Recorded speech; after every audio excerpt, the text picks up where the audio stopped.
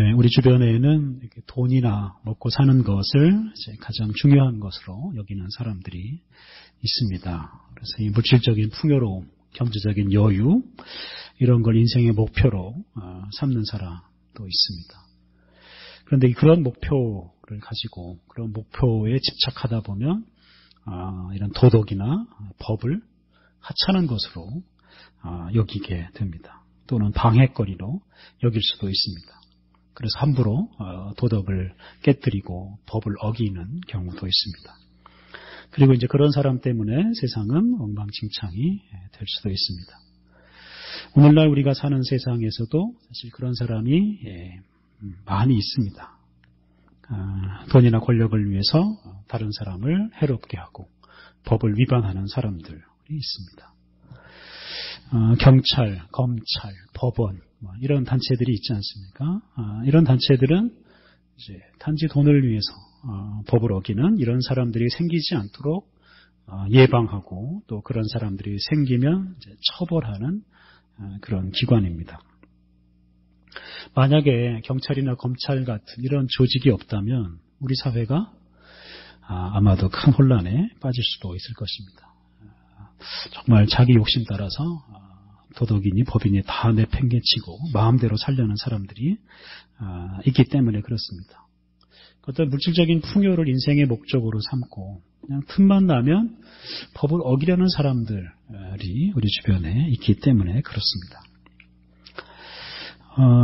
이 애굽을 나온 이스라엘 민족이 이렇게 가나안 땅에 정착해서 살아갈 때 이 사람들의 그 가장 강력한 적이 무엇이었냐면 이 풍요와 다산, 그러니까 물질적인 풍요로움이죠.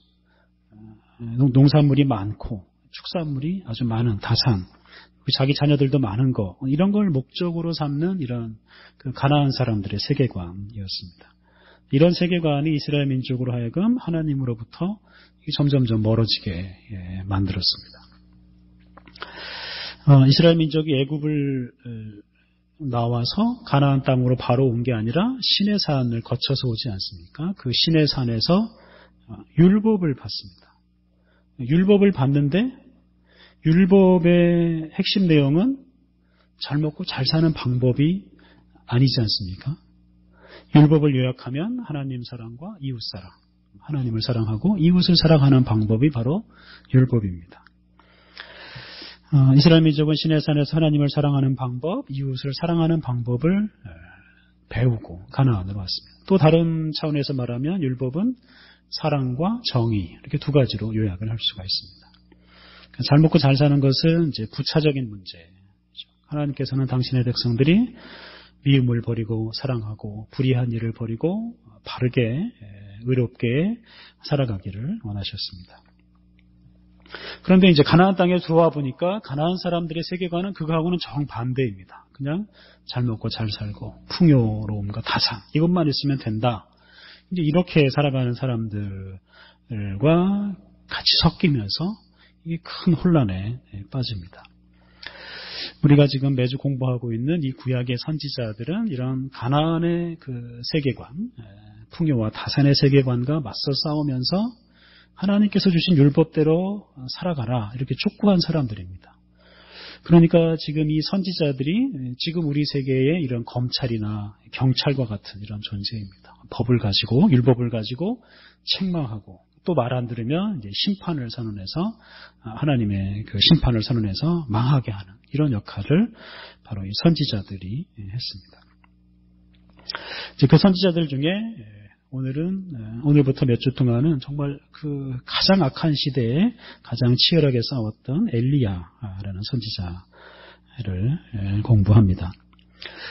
오늘 읽은 대로 아합이라는 이 왕이 다스리던 시대에는 이 가나안 지역에 살던 그 사람들의 세계관이 이스라엘 민족에게 가장 큰 영향력을 발휘하던 시대이고 그래서 이스라엘 민족으로 하여금 하나님으로부터 또는 율법으로부터 완전히 멀어지게 해버리는 그런 시대입니다. 이런 시대에 하나님께서 엘리야를 보내셔서 아합 왕과 싸우게 하시고 하나님의 율법으로 이 사람들을 책망하게 하십니다. 우리가 지난주에 남북 왕국이 분열되고 남북의 그 왕들이 선지자들에게 책망받는 이야기를 우리가 묵상했습니다. 우리가 북왕국의 왕들을 주로 살피고 있는데요. 북왕국의 왕조는 여러 차례 바뀝니다. 그래서 여로보암이 왕이 되고 나서 그의 아들 때에서 이 왕조가 끝나버립니다. 바하사라는 사람이 일어나서 반란을 일으켜서 여로보암의 아들을 죽이고 왕이 됩니다. 그런데 이 바하사 왕조도 아들 때에서 끝이 납니다. 시므리라는 사람이 등장해서 바하사의 아들을 죽이고 왕이 됩니다. 그런데 이 시므리는 또 7일밖에 왕 노릇을 하지 못합니다. 오늘 본문 조금 앞부분을 보면 이제 오므리라는 사람이 나옵니다. 오므리가 이제 아합의 아버지인데요. 이 사람이 시므리라는 사람을 죽이고 왕이 됩니다. 23절 이하에 이제 오므리가 왕으로 산 일들이 나오는데요. 오므리가 한 일 중에 가장 중요한 일은 24절에 나오는 대로 사마리아라는 이 도시를 새로 건설하는 겁니다. 신도시를 건설했다 이렇게 보시면 됩니다. 신도시 사마리아를 건설해서 이 사마리아를 수도로 삼습니다. 그리고 이 사마리아가 북왕국 이스라엘이 망할 때까지 계속 그 수도 역할을 합니다. 북왕국 이스라엘 사람들을 나중에는 이제 사마리아 사람이라고 부르거든요. 사마리아 사람. 그래서 신약 성경에도 이 사마리아 사람이 이제 나오는데 바로 이 사마리아가 오므리라는 왕이 세운 도시 이름입니다. 그런데 이 사마리아라는 도시는 이 북왕국에서 가장 중심부에 있습니다. 그리고 이제 여기를 통해서 이제 북왕국 전체가 다 이어지게 이런 교통 이런 것도 다 이제 정비를 합니다. 그래서 이 북왕국 이스라엘은 사마리아를 수도로 삼은 이후부터 이게 경제적으로 아주 크게 번영을 합니다. 그래서 이 오므리는 이게 엄청난 악을 저지르면서부터 이게 3대 왕노릇을 이제 합니다. 그래서 이 오므리 시대에 수도를 새로 세우고 그러면서 이제 국력이 경제적으로도 발전하고 국력도 강해지고 그런 면에서 이 오므리는 아주 큰 업적을 세운 왕이었습니다. 그런데 성경에서는 이 오므리에 대해서 평가하기를 25절부터 28절을 보면 하나님 보시기에 악을 행했다. 하나님 보시기에 악한 사람이다. 이런 평가를 받았을 뿐입니다. 그러니까 일반 세속적으로 사회적으로 정치적으로 보면 새로운 수도를 건설한 이런 뛰어난 업적이 있지만 하나님의 평가 또는 성경의 평가는 그런 거는 전혀 신경을 쓰지 않습니다. 많은 업적을 이루는 것보다는 하나님 앞에서 어떤 사람이냐 이것이 더 중요합니다. 오므리는 역사적으로 아주 중요한 업적을 세웠지만 그가 여로보암과 같은 여로보암의 모든 길로 행해서 여로보암과 똑같은 이런 죄를 저질렀기 때문에 그는 악한 사람이다. 이런 평가를 받았습니다. 이게 이제 율법의 평가고 선지자의 평가고 성경의 평가가 되는 것입니다. 그러니까 제 아무리 부유하고 강한 나라를 만들었어도 하나님의 말씀에 율법에 비추어 보니까 이 사람은 엉터리고 악한 사람일 뿐이었습니다. 그러니까 우리가 이 참 경고로 삼아야 될 구절입니다. 우리가 아무리 큰 업적을 세워도 사랑과 정의의 율법, 하나님의 율법에 어긋나게 살면 그냥 악한 사람이었다. 그냥 이런 평가를 받을 뿐입니다. 오므리가 죽은 다음에 이제 오늘 읽은 29절에 나오는 대로 아합이 왕이 됩니다.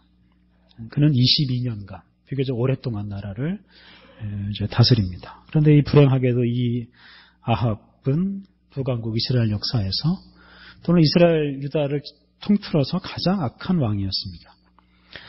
30절부터 33절 말씀, 오늘 읽은 말씀 제가 다시 한번 읽어보겠습니다. 오므리의 아들 아합이 그의 이전의 모든 사람보다 여호와 보시기에 악을 더욱 행하여 느밧의 아들 여로보암의 죄를 따라 행하는 것을 오히려 가볍게 여기며 시돈 사람의 왕 엣바알의 딸 이세벨을 아내로 삼고 가서 바알을 섬겨 예배하고 사마리아에 건축한 바알의 신전 안에 바알을 위하여 제단을 쌓으며 또 아세라상을 만들었으니 그는 그 이전에 이스라엘의 모든 왕보다 심히 이스라엘 하나님 여호와를 노하시게 하였더라. 그래서 여로보암은 그 이전에 어떤 왕보다 더 악한 왕이었습니다. 그런데 역사적으로 보면 그 이후에 어떤 왕보다도 또 더 악한 왕이었습니다. 그가 저지른 죄악 중에서 가장 큰 죄가 뭐냐면 시돈의 왕 엣바알의 딸 이세벨과 결혼한 것입니다.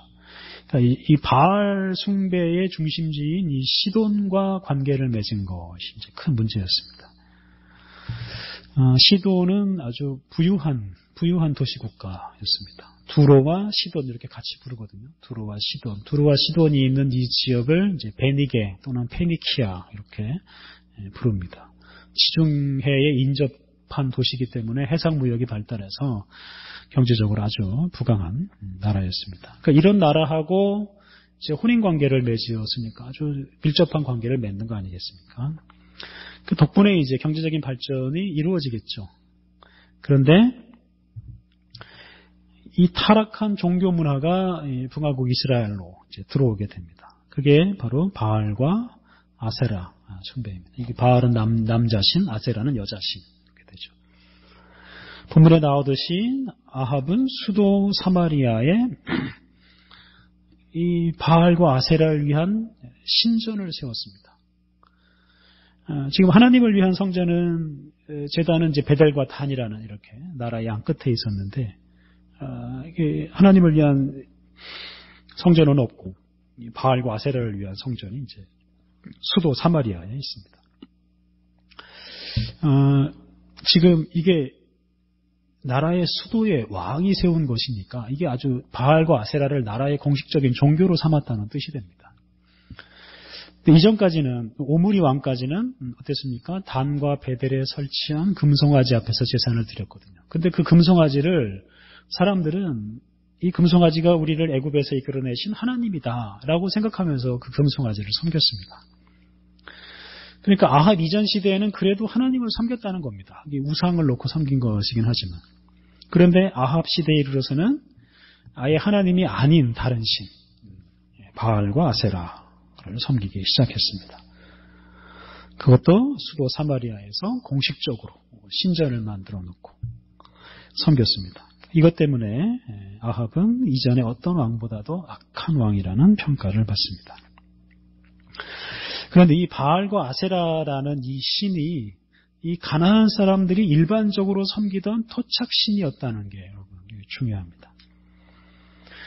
이 바알과 아세라는 농사의 신입니다. 농사의 신, 이제 풍요와 다산을 기원하는 신입니다. 아까 말씀드린 대로 풍요와 다산, 물질적인 번영, 물질적인 풍요로움, 이것을 가져다 주는 신입니다. 뭐 사랑과 정의, 뭐 하나님 사랑, 이웃 사랑 이런 거는 전혀 관계가 없는 그냥 물질적인 풍요로움을 가져다 주는 신이었습니다. 그러니까 이런 사랑이니 정의니 이런 것들은 다 하찮은 것으로, 그런 것들은 아무것도 아닌 것으로 여겼습니다. 그러다 보니까 이게 정의라는 게 사라져 버립니다. 아합과 이세벨 시대에 우리가 나중에 배우겠습니다만 사람들의 땅을 함부로 빼앗고 죽이고 이런 일들을 이제 왕이 마음껏 저지릅니다. 하나님의 율법이 그냥 완전히 무시돼 버리고 그냥 풍요와 다산을 가져다 준다면 아무 것이나 다 하는 이제 그런 나라가 됩니다. 그래서 이 북왕국 이스라엘은 하나님을 섬기는 나라, 율법을 지키는 나라라고 도무지 부를 수가 없는 이제 그런 지경에 이르게 됩니다. 하나님께서 이런 아합 그리고 그의 부인 이세벨에게 경고하시기 위해서 또 심판하시기 위해서 선지자를 보내는데 그 선지자가 바로 엘리야입니다.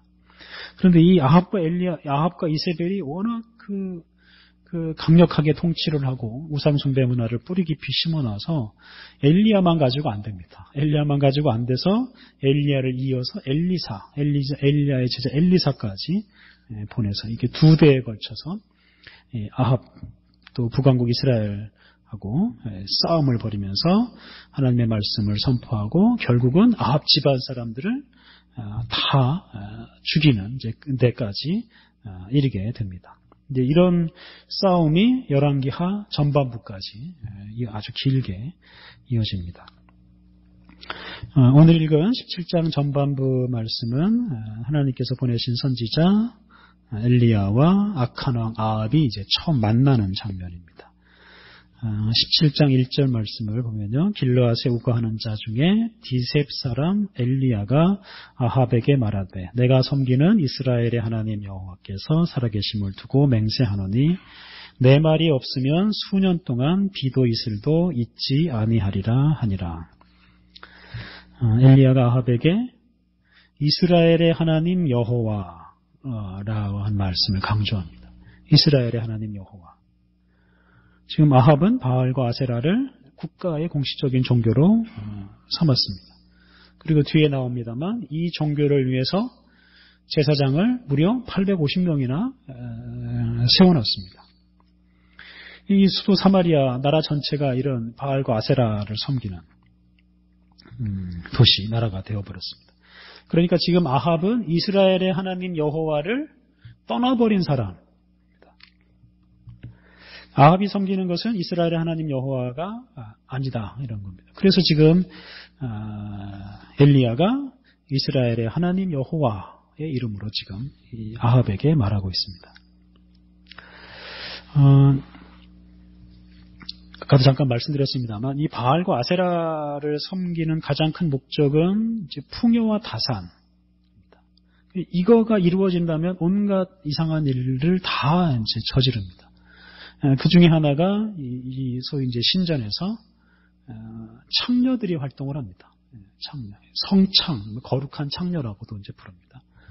이제 풍요와 다산을 기원한다는 명목으로 이 신전에서 아주 난잡한 성행위가 이루어집니다. 그렇게 해야 풍요와 다산이 나라에 이루어진다 이렇게 생각을 하면서 하는 겁니다. 그러니까 이스라엘의 하나님 여호와를 섬기는 사람들 입장에서는 이게 도무지 눈뜨고 볼 수 없는 일들이 이렇게 신전에서 일어나고 나라 안에서 일어납니다. 그러니까 엘리야도 이런 일을 도무지 이제 참을 수가 없었고 분노한 엘리야가 아합 왕을 찾아가서 이스라엘의 왕이 이스라엘의 하나님 여호와를 섬기지 않는 것을 이제 책망하고 심판의 말씀을 전합니다. 엘리야가 전한 심판의 말씀은 비가 내리지 않는다 하는 겁니다. 비도 이슬도 내리지 않는다. 자기가 말하지 않으면 수년 동안 비도 이슬도 내리지 않을 것이다 라고 말을 했습니다. 앞에서 말씀드린 대로 바알과 아세라는 농사의 신이었습니다. 농사의 신. 그래서 이 가나안 원주민들은 비나 이슬은 다 바알과 아세라가 내려주는 것으로 이해를 했습니다. 이스라엘 민족은 이런 가나안 사람들의 신앙하고 싸움을 이제 벌이고 있었던 거죠. 그런데 이 아합 시대에는 아예 이제 공식적으로 바알과 아세라가 이 비와 이슬을 내려주는 것으로 사람들이 이제 이해를 하게 된 것입니다. 바로 이런 맥락에서 엘리야는 비와 이슬이 내리지 않을 것이다 라는 말씀을 선포했습니다. 하나님께서 비와 이슬을 내리지 않으신다 하는 겁니다. 비와 이슬이 내리지 않는다. 이것은 바알과 아세라에게 아무리 빌어도 비와 이슬이 내리지 않는다. 이런 뜻이 됩니다. 그래서 이 비와 이슬을 내리지 않게 함으로써 바알과 아세라가 이게 정말로 풍요와 다산을 가져오는 게 아니다 하는 것을 깨닫게 하십니다.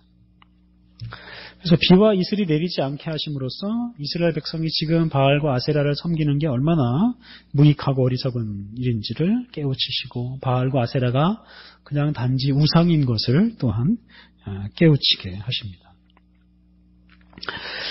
비가 내리지 않게 한 다음에 엘리야가 그리시네가라는 곳으로 갑니다. 그리시네가에서 사는 그 엘리야의 모습이 3절 이하에 나옵니다. 3절부터 보시면요. 너는 여기서 떠나 동쪽으로 가서 요단 앞 그리 시냇가에 숨고 그 시냇물을 마시라. 내가 까마귀들에게 명령하여 거기서 너를 먹이게 하리라. 그가 여호와의 말씀과 같이 하여 곧 가서 요단 앞 그리 시냇가에 머물매 까마귀들이 아침에도 떡과 고기를 저녁에도 떡과 고기를 가져왔고 그가 시냇물을 마셨으나. 지금 엘리야가 그리 시냇가로 가지 않습니까? 이 그리 시냇가하고 바알과 아세라 숭배가 성행하는 사마리아하고 비교를 한번 해보면 지금 엘리야는 시냇가의 물을 마시고 까마귀가 가져다주는 음식을 이제 먹고 삽니다. 이거 보면 이제 겨우 먹고 사는 거죠. 겨우 먹고 사는 모습입니다. 그런데 이 모습이 참 아름답습니다. 18장을 넘어가서 보시면 엘리야가 전하는 하나님의 말씀을 아합은 아주 철저하게 무시합니다. 아합은 끝까지 하나님을 거역합니다. 아합은 그에게 하나님 말씀을 전한 엘리야를 죽이려고 듭니다. 그러니까 우상숭배에 빠진 사마리아, 그곳을 다스리는 왕은 아주 완고하게 하나님을 거역합니다. 그런데 지금 이 그리 시냇가의 모습은 완전히 다릅니다.